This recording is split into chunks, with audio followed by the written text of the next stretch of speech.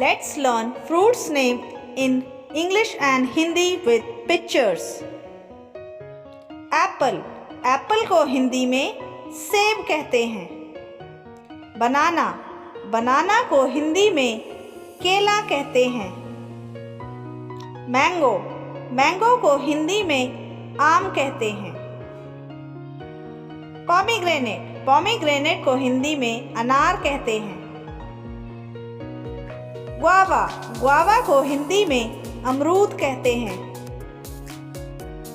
Papaya. Papaya को हिंदी में पपीता कहते हैं. पाइनएप्पल.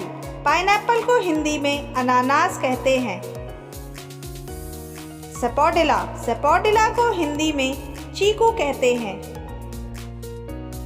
ग्रेप्स. ग्रेप्स को हिंदी में अंगूर कहते हैं. ऑरेंज. ऑरेंज को हिंदी में संतरा कहते हैं. वाटरमेलन. वाटरमेलन को हिंदी में तरबूज कहते हैं. कीवी.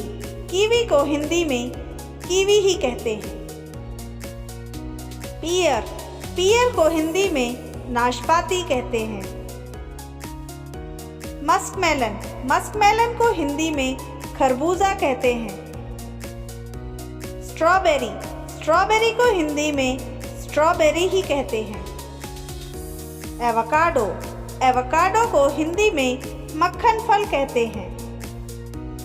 ब्लैकबेरी. ब्लैकबेरी को हिंदी में जामुन कहते हैं.